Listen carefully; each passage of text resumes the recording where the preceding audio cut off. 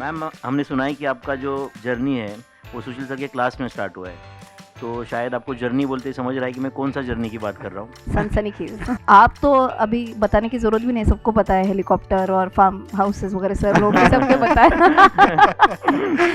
तो आप ये चैनल सब्सक्राइब करो। तो जहाँ पे मैम का एक चपाती थियरी है, चपाती थियरी है, कमाल येणार आहे मला आता, म्हणजे मी संपणार आहे, मी आता सब चपाती theory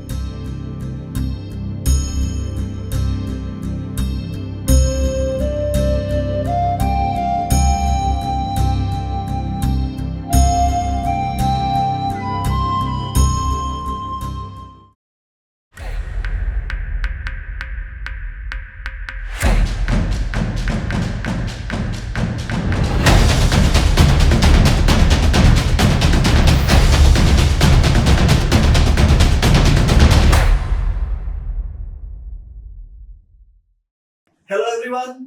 So I welcome CA Rachna Padke Ranade madam in Expert Professional Academy. आप सब लोग रचना मैडम को YouTube पे 2019 से जानते हैं, लेकिन मैं आपको बता दूं कि रचना मैडम और हमारा साथ 2006 से बना हुआ है। रचना मैडम जब CA कर रहे थे तो मेरे फर्स्ट बैच के स्टूडेंट रह चुके हैं रचना मैडम, और वहां से शुरू हुई जर्नी आज यहाँ पे हम 2022 तक पहुंच चुके हैं। ये भी बताते हुए मुझे बहुत अच्छा लग रहा है, बहुत प्राउड फील हो रहा है कि expert Professional academy private limited, ये जो सीए कोचिंग एकेडमी है हमारी, इस एक्सपर्ट एकेडमी का पहला लेक्चर रचना मैडम ने लिया हुआ है। और रचना मैडम करीब करीब 2010 से हमारे साथ टीचिंग में भी कलीग बोर्ड के साथ में है। So it is really very proud moment for Expert Professional Academy to welcome Rachna madam again in the same premises, in the same office. This year, we are celebrating 75th year of our independence. आजादी का अमृत महोत्सव हम मनाने जा रहे हैं, तो हमने सोचा कि क्यों ना हम इस इंडिपेंडेंस डे पे, on this special occasion of Independence Day, why not to have some light on financial independence, particularly for youngsters, for students. तो इस एंगल से आज का ये हम एक छोटा सा टॉक शो मैडम के साथ कर रहे हैं। तो मैडम, मुझे लगता है कि सबसे पहला क्वेश्चन जो सबके माइंड में होता है कि हम सबने सुना हुआ है फाइनेंशियल इंडिपेंडेंस होना चाहिए, अर्ली एज से स्टार्ट होना चाहिए। तो मैं चाहता हूं कि आप थोड़ा सा you should throw some light on it, what exactly financial independence is. So बहुत लोग फाइनेंशियल इंडिपेंडेंस के ऐसे बड़े बड़े भाषण देते हैं, बट एट द एंड शायद समझ में ही नहीं आता है कि पिछले 10 मिनट में हुआ क्या exactly, what was the crux of that financial independence thing. So उसका एक्चुअली एक वन लाइनर आंसर हम दे सकते हैं कि आप फाइनेंशियली इंडिपेंडेंट हो या तब बोल सकते हैं when you work when you want to work and not when you work when you have to work. Very true. तो you want to work versus you have to work में जो जमीन आसमान का जो डिफरेंस आता है वो एक्चुअली है फाइनेंशियल इंडिपेंडेंस। सो जैसे कई सारे लोग मतलब ये हमेशा रहता है कि I want to retire in my 40s, ये बहुत लोगों का होता है कि मैं फाइनेंशियल इंडिपेंडेंट होना चाहता हूँ और 40s में रिटायर होना चाहता हूँ. मतलब हम दोनों ने अभी जोर फर्क. हाँ, ये बातें सुन के तो विनोद सर और मैंने दोनों ने अभी रिटायरमेंट ले लेनी चाहिए. सो एग्जैक्टली, तो क्योंकि ये इनफैक्ट एक टर्म भी यूएस में काफी फेमस है, इसको फायर बोलते हैं. So financial independence retire early, that is fire. Oh, तो ये टर्म काफी फेमस है, बट एंड लोग ये दो टर्म्स को मिक्स कर देते हैं. बट फाइनेंशियली इंडिपेंडेंट होना और रिटायर अर्ली होना, इसमें भी काफी अंतर आता है. So for Right. एग्जाम्पल, अगर मैंने आप दोनों को पूछा कि आप तो अभी बताने की जरूरत भी नहीं, सबको पता है हेलीकॉप्टर और फार्म हाउसेस वगैरह सर लोग भी सबके पता है. बट सो फाइनेंशियली इंडिपेंडेंट तो दोनों ऑफ कोर्स है.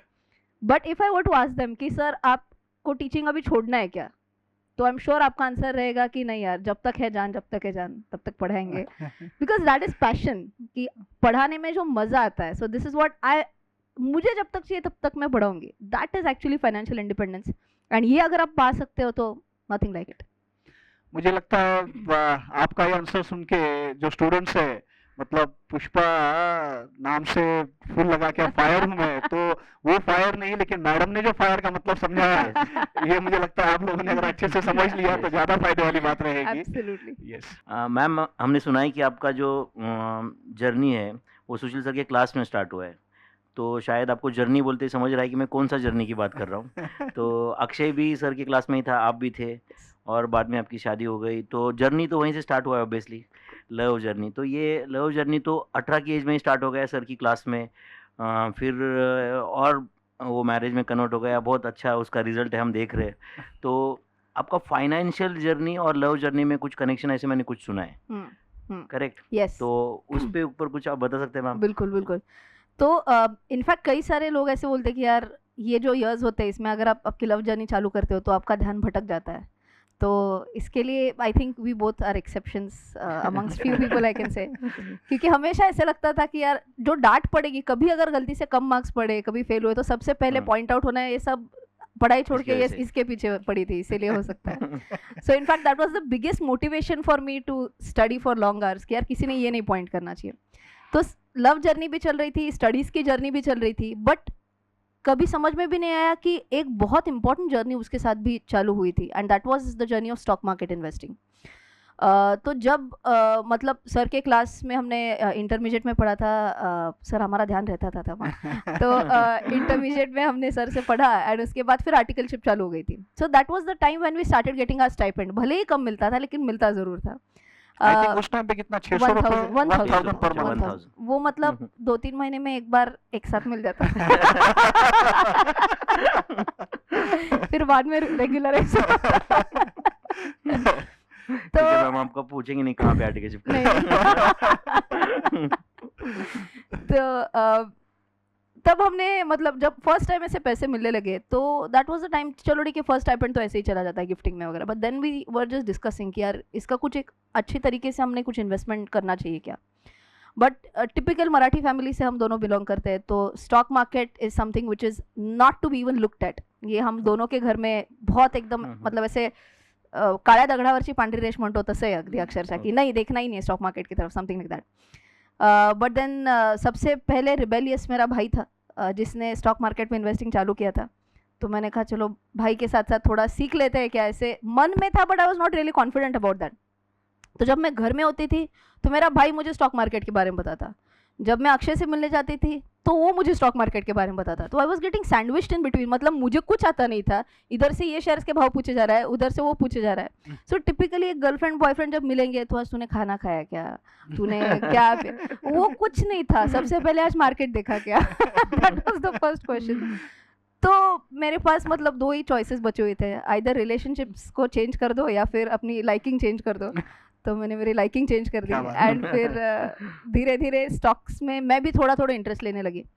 लेकिन मुझे लगता है हर एक की जो फाइनेंशियल जर्नी चालू होती है, इन्वेस्टिंग जर्नी चालू होती है, सेम कॉपी पेस्ट मेरी भी हुई थी. भले ही सीए में सब balance sheet analysis this that सब पढ़ा था, फिर भी वो कुछ भी उसका एप्लीकेशन नहीं किया था. सिर्फ किसी ने बताया कि रचना ये शेयर अच्छा है. आजकल मैं ऐसे लोगों को टिपेंद्र बोलती हूँ, जो टिप देता है वो टिपेंद्र. तो ऐसे लोगों से कुछ टिप्स मिलते हैं क्या देखते थे और उसके बेसिस पे इन्वेस्ट करते थे. तो 6 में इन्वेस्टमेंट जर्नी चालू की, एंड 2008 में तो कुछ बताने की ज़रूरत ही नहीं जो क्या हुआ था. तो मार्केट इतना गंदा पिट गया और उससे कई ज़्यादा मेरा स्टॉक पोर्टफोलियो नीचे गया था बिकॉज सबसे ख़राब स्टॉक्स में मैंने इन्वेस्ट करके रखा था. सो that was a very big financial lesson for me in the beginning of my investing career कि कुछ भी हो जाए आप आपका हार्ड अर्न मनी लगा रहे हो उसमें. तो हार्ड अर्न मनी किसी की सुनी सुनाई बातों पे नहीं लगाया जाता है. आप एटलीस्ट थोड़ा तो देखो, मतलब आप Right. एटलीस्ट लेटर से टॉप लाइन ग्रोथ देखो, बॉटम लाइन ग्रोथ देखो, रिटर्न ऑन कैपिटल एम्प्लॉयड कितना है. जो फाइनेंस बैकग्राउंड से उसने तो ये एक्सक्यूज ही नहीं देना चाहिए कि मुझे ये समझ में नहीं आता है. तो इतना बेसिक चीज़ों से फिर हमने स्टार्ट किया एंड फिर ट्रू सेंस में मैं बोल सकती हूँ 2009 से धीरे धीरे पोर्टफोलियो बिल्डिंग चालू किया था. And now you can imagine 9 से अगर मैंने चालू किया है, so at that time I was somewhere around 2021. तो तब से जब मेरी इन्वेस्टिंग जर्नी चालू हुई तो तब का मेरा लेवल ऑफ कॉन्फिडेंस एंड आज का मेरा इन्वेस्टिंग का लेवल ऑफ कॉन्फिडेंस में ज़मीन आसमान का फ़र्क है. अगर कोई at the age of 35, oh shit मैंने मेरा एज डिस्क्लोज कर दिया, but it's okay. At the age of लेकिन आप 25 आज बोला भी ना, जस्ट 25 बोला ना, मयूर एडिट में कर दे 25. सो किसी ने अगर 35 के एज पे अगर जस्ट अपनी इन्वेस्टिंग जर्नी चालू की तो आई थिंक उसको थोड़ा सा डर लग सकता है कि यार I am married, I have kids and Yeah. ये टाइम पे अगर मैं कुछ एकदम ही नया कुछ एक्सपेरिमेंट कर रहा हूँ एंड अगर वो एक्सपेरिमेंट फेल हो गया तो आई थिंक वो लेवल ऑफ कॉन्फिडेंस की वजह से मतलब it can just go haywire.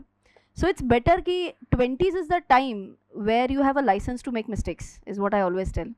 कि आप धीरे धीरे चालू करो, ठीक है गलतियाँ होंगी लेकिन तब आपके ऊपर फैमिली ज़्यादा डिपेंडेंट नहीं है, आपके ही पैसे थोड़े बहुत आप लगाना चालू करो.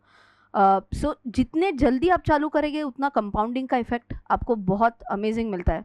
सो जैसे मेरी स्टॉक मार्केट की जर्नी 2009 में ट्रू स्पिरिट में चालू हो गई थी, या फिर आई कैन से मैंने मेरा पहला गोल्ड का इन्वेस्टमेंट जो किया था वो 12th स्टैंडर्ड के बाद किया था. Oh, मेरे really? मॉम मेरे साथ आई थी एंड 10th एंड 12th में अच्छे मार्क्स मिलने के बाद जब भी नो रिलेटिव्स वगैरह पैसे देते, गिफ्ट्स देते, अच्छा, और कंप्लीट तो कर. हाँ, तो मॉम ने बोला था कि अभी हम एक काम करेंगे, सोना परचेस करेंगे.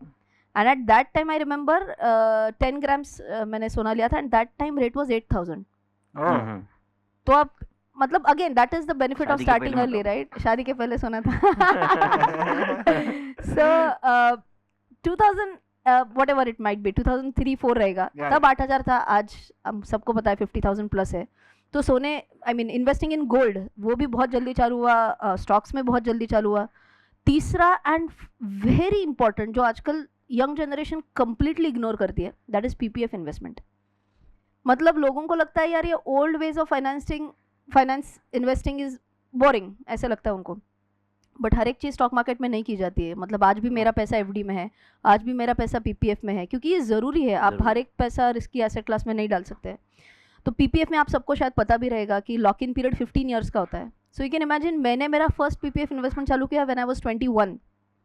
I am almost done with my lock in period so right now now. it is matured. Exactly. अब इसके बाद जो चालू होता है वो सिर्फ 5-5 साल का होता है. अब वो 15 साल का लॉक इन नहीं होता है. बराबर.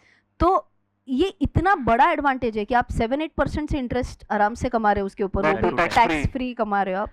एंड 5 साल का ही lock in. What else can be the amazing and advantage. Another thing is आपको मतलब आज करंट सिनारियो में करंट जो लेवल ऑफ नॉलेज अवेलेबल है उसमें I think 21 is also late. Correct exactly. तो मतलब मुझे ऐसे लगता था यार क्या बात है, मैंने 20s में चालू किया, 21 में चालू किया जर्नी. बट आई थिंक आजकल के बच्चे मतलब during their teenage high school के टाइम पे ही they are Actually. Wanting to get that knowledge.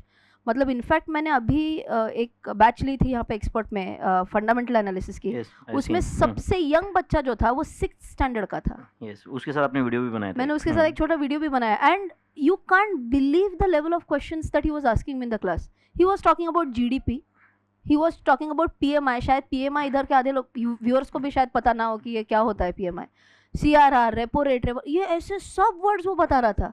And मैंने बोला यार इसको इतना नॉलेज कहाँ से है. फिर I met his dad also and his dad told me कि वो रोज उसके साथ 1 घंटा बैठ के इकोनॉमिक टाइम्स पढ़ते. Oh, सो बोले उससे उसको धीरे धीरे मतलब वो इंटरेस्ट डेवलप हो गया.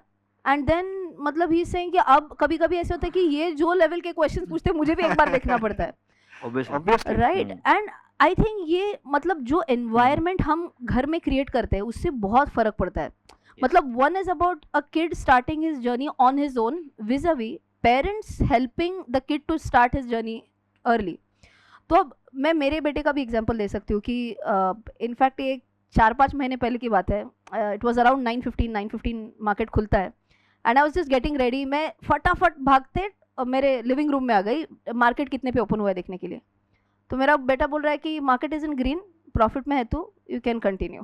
तो he is saying market is in green, तो I mean he is in grade 4, तो ये is it like he is brilliant? तो no, he will be average only, but क्योंकि उसको एक्सपोजर मिल रहा है राइट।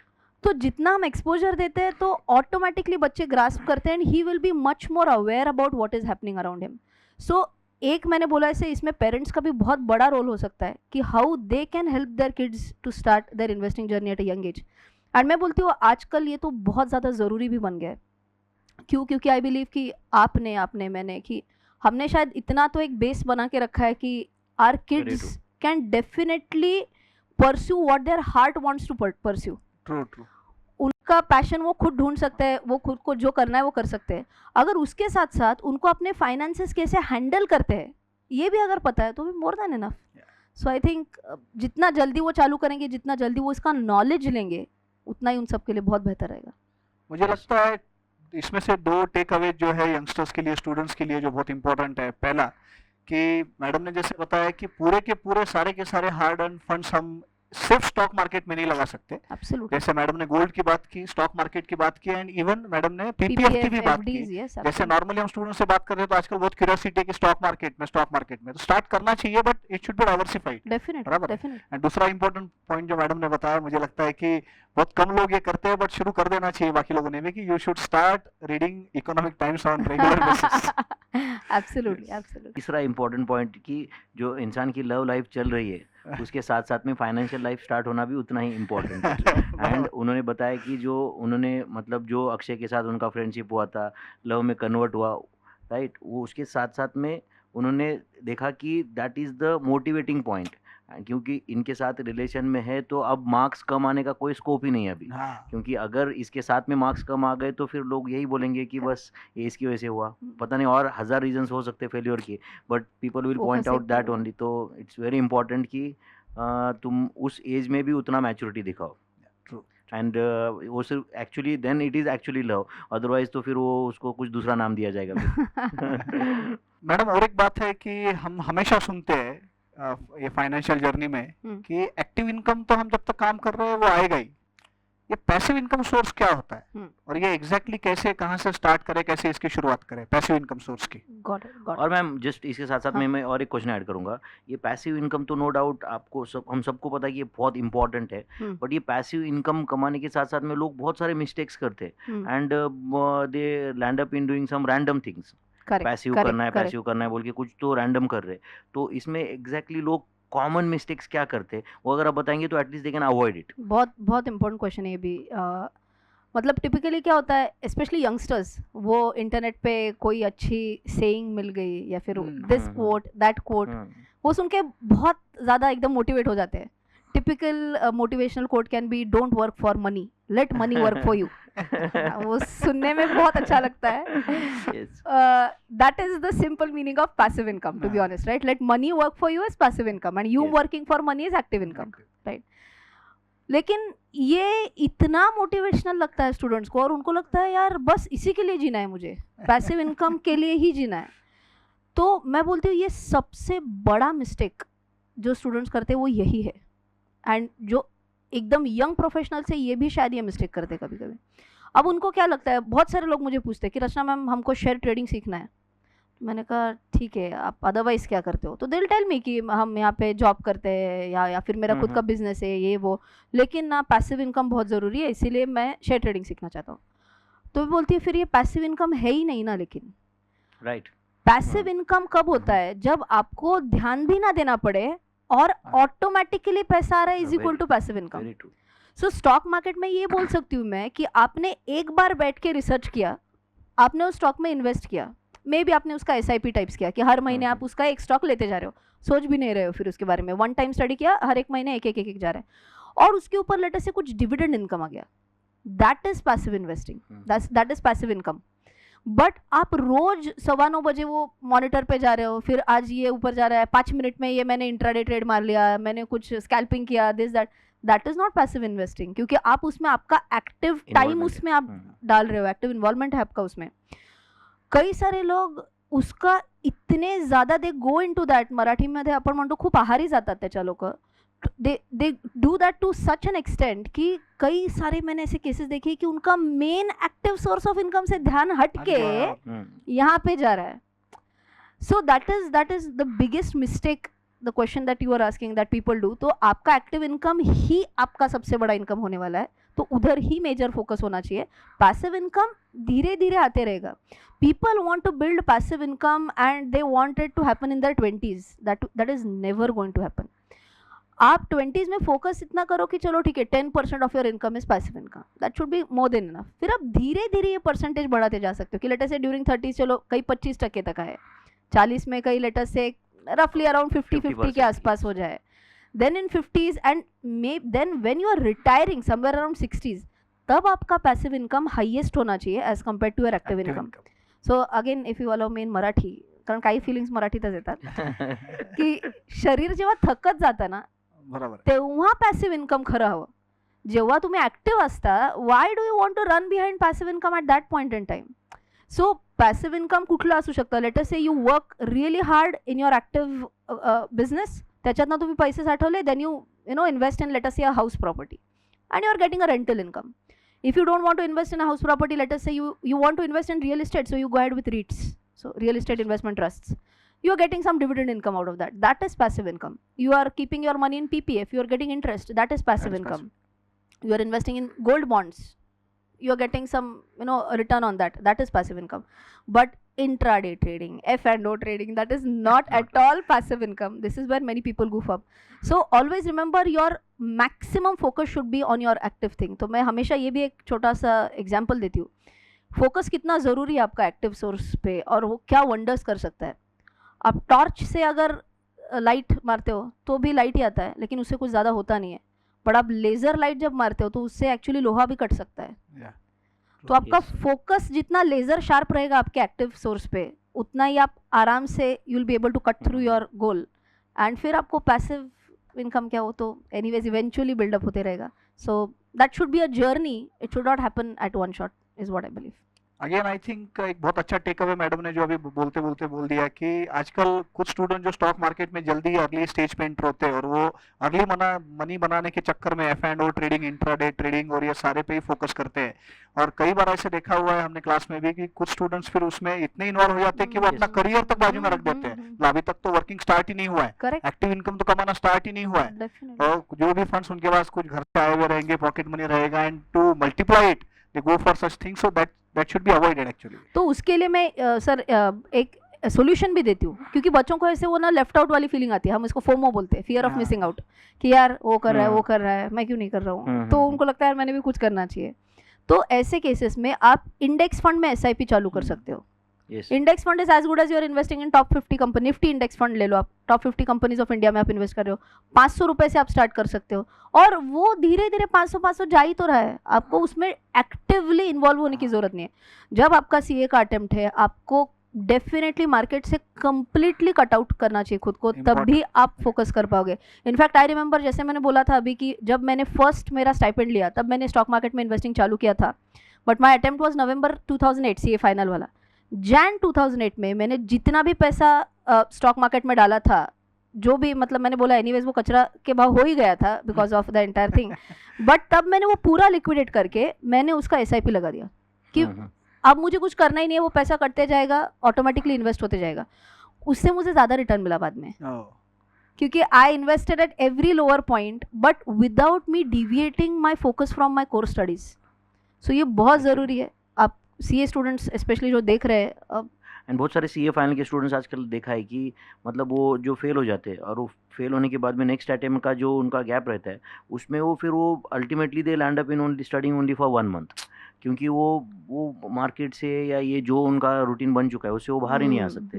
एंड फिर वो लास्ट में ऐसे होता है कि हर बार, एंड इट इज़ लाइक आप तो जानते हो CA की, क्योंकि वो हर बार तुम आधा लीटर बकेट भर के कोई फायदा नहीं है, तुमको एक ही इसमें भरा तो ही करेक्ट रिजल्ट करेक्ट आता है। करेक्ट हर बार तुम आधा लीटर भरोगे, हर बार fail fail fail fail fail. Correct इससे अच्छा वन टाइम अगर तुमने एफर्ट्स लगा दिए तो हो सकता है। बट वो डेफिनेटली फिर वो एक बार वो स्टॉक मार्केट का, इसको I don't know is correct word और नॉट, बट वो एक बार वो चस्का लग गया तो फिर उसके बाहर नहीं आ सकता है। एंड मुझे लगता है कि ये चस्का तो कभी कभी क्या हो जाता है, एक हाथ तुमने कुछ तो किया हुआ है वो वर्कआउट हो जाता है, फिर करेक्ट तो करेक्ट वो करेक्ट वो तो फिर तो अपन ही भगवान है। अगर आपको पैसिव इनकम चाहिए स्टॉक मार्केट से तो वो over a period of time आएगा, 20 साल में, 30 साल में। आप कोई भी बड़े एग्जांपल्स देखेंगे, राकेश झुनझुनवाला देखिए, वॉरेन बफे देखिए, no one was famous in their 20s। Very true, yeah वो सब बोलते, अभी वॉरेन बफे साहब के भी जो आते हैं कि 60 इयर्स के बाद उनका 95% ऑफ द वेल्थ आज जो है वो आया हुआ है। हाँ, तो इसीलिए वो आपका जर्नी है, एक झटके में लाने की कोशिश मत करो आप। That's it. Yes ma'am. So we will be celebrating 75th year of independence, Amrit Mahotsav हम मनाने जा रहे हैं आज़ादी का। मुझे लगता है कि 75 साल पूरे हो रहे, देखते देखते जर्नी 1997 में हम 10th में थे, मैं और विनोद सर, और हमने 50th इंडिपेंडेंस सेलिब्रेट किया था हमारे अच्छा। स्कूल में। वी वर हाँ। Just we had passed 10th standard, yeah. हाँ और देखते देखते 25 साल का जर्नी आगे निकल चुका है, तो टाइम फ्लाइज, तो टाइम बहुत जल्दी निकल जाता है मैडम। तो मुझे लगता है कि अभी 75 ईयर्स हुए हैं और इंडिया एक बहुत अच्छी पोजीशन में है। और अभी अगले 25 साल की अगर हम बात करें, जब हम सेंचुरी मनाते रहेंगे अपने इंडिपेंडेंस का, तो ये अगले 25 साल के जर्नी में हमारे स्टूडेंट्स ने, यंगस्टर्स ने क्या ऐसे स्टेप्स लेने चाहिए कि आज 75 साल पूरे हो रहे तो 100 साल पूरे होंगे तो उनका क्या एम होना चाहिए और किस तरीके से आगे जर्नी होनी चाहिए। और मुझे लगता है कि कंक्लूडिंग रिमार्क्स बोल के आप इंडिपेंडेंस डे और इस स्पेशल ईव पे आप क्या सजेस्ट करना चाहेंगे? आई थिंक इंडिया का जो एक बेस्ट गोल्डन एरा जो हो सकता है, आई फील कि this is we are at the cusp of it, एकदम स्टार्ट है अभी अपना चल रहा है इसमें। एंड आई थिंक कि हम आगे जाके one of the super powers बन सकते हैं इन द वर्ल्ड। आप अगर देखेंगे तो मतलब अभी कई सारे ऐसे अपने यहाँ पे मतलब government also has a lot of vision for our country की $5 ट्रिलियन इकोनॉमी बनाने की अपने को। ईवी के स्पेस में हम काफ़ी आगे जा रहे हैं, अपना मिशन है EV 3830 का एक मिशन हमने एक रखा है। And ethanol blending, this that, काफ़ी सारी चीज़ें आ रही है, रेवोल्यूशनरी चीज़ें हो रही है। आप देखेंगे तो एक ओवरऑल फाइनेंशियल पार्टिसिपेशन भी बहुत अच्छे से बढ़ रहा है। मतलब if I am talking from the stock market perspective, जितना इन्वेस्टमेंट आप सिर्फ 10 साल पहले था मार्केट्स में वर्सेस आज जितना है, इसमें भी ज़मीन आसमान का फ़र्क है। एंड आई एम श्योर कि ये भी बहुत रैपिडली आगे बढ़ते जाएगा। सो आई थिंक ये एक बहुत अमेजिंग रन होने वाला है इंडियन इकोनॉमी के लिए। अपने पास सबसे बड़ी स्ट्रेंथ जो आज है इंडिया में, that is the demographic dividend that we have. इसका सिंपल मीनिंग है कि जो अपना वर्किंग पॉपुलेशन है या फिर अर्ली वर्किंग पॉपुलेशन जो है, जो 20s एंड 30s में है, वो आज अपने इकोनॉमी में हाईएस्ट है। आप मतलब कोई भी कंट्री ले लो आप, इंक्लूडिंग चाइना, अपना भले ही पॉपुलेशन उनसे कम है लेकिन अपना वर्किंग पॉपुलेशन परसेंटेज उनसे ज़्यादा है। सो जो हम एक अमेजिंग इससे, मतलब द मोमेंट आपका वर्किंग पॉपुलेशन ज़्यादा है, आपका इनकम ज़्यादा है, आपका स्पेंडिंग पावर ज़्यादा है, आपका कंजम्पशन ज़्यादा है, सब कुछ इसमें आपको एक दो इंजन लग जाते हैं। मतलब आपका इनकम जनरेशन, मैन्युफैक्चरिंग का भी इंजन बहुत तेज़ चल रहा है और कंजम्पशन का भी इंजन बहुत तेज़ चल रहा है। सो आई थिंक बहुत ज़बरदस्त ये आगे के 25 साल हो सकते हैं। एंड जैसे हमने अभी के सिनारियो में भी देखा that how India is positioning itself. मतलब अदरवाइज हम हमेशा बोलते थे कि यार जो US बोल रहा है उसके सामने हाँ जी करके आगे जाना पड़ता था। अभी जो रशिया यूक्रेन का जो सीन चल रहा है उसमें we were able to stand firm and we stood firm on a decision कि नहीं, हम ऑयल रशिया से ही लेंगे क्योंकि हमें सस्ता पड़ता है। So of course this has got nothing to do with any political party or anything as such, but I think हम अपना डिसीजन वर्ल्ड के सामने रख पा रहे हैं and we are not just dependent on someone else's decision. ये एक शुरुआत दिखाता है कि यार हम भी अपना एक से अपना है मार्केट में। तो यहाँ से ये जर्नी चालू हो रही है एंड आई एम श्योर कि बहुत आगे तक ये जर्नी जा सकती है। तो सबने ये जर्नी में डेफिनेटली पार्टिसिपेट करेंगे तो बढ़िया रहेगा। जैसे मैंने पहले बोला था पैसिवली शुरुआत में एज अ स्टूडेंट, बट धीरे धीरे करते रहो तो not only will you enjoy not only will you enjoy the 100 years of India being independent, I'm sure you'll also enjoy your personal financial independence as early as possible. मुझे लगता है कि Vinod sir 25 साल बाद हम Yes, लोग sir. 65 रहेंगे और हम Yes. पैसिव इनकम के हाईएस्ट पॉइंट पे रहेंगे यस और उस टाइम पे फिर से हम इसी तरीके से मैडम को इनवाइट करेंगे क्या बात और सेंचुरी Yes. का भी हम सेम इसी तरीके से एक टॉक शो करेंगे Why not? तो Yes, sir. सारी यादें पूरी ताज़ा हो जाएगी और मैडम ने जो जो एडवाइसेस दिए जो जो भी आज फॉलो करना स्टार्ट करेंगे तो they will be enjoying the fruits of all the suggestions and that journey they will be enjoying on this special Independence Day too and this talk show we wish all a very happy Independence Day. Happy Independence Day. Yeah, and we wish that you all become financially independent. Yes At that is very more early- important Yeah, that is more Yes, important. देश को independence तो हम जब पैदा हो गए थे तब ऑलरेडी मिला हुआ था, तो अगर हमें कुछ करना है तो वो फाइनेंशियली इंडिपेंडेंट बने। Very true. Very true. देश के इंडिपेंडेंस में हमारा कोई कंट्रीब्यूशन नहीं है, बट फाइनेंशियल इंडिपेंडेंस में हमें खुद को ही कंट्रीब्यूट करना पड़ेगा। Happy Independence Day. Happy independence day. Happy Independence Day.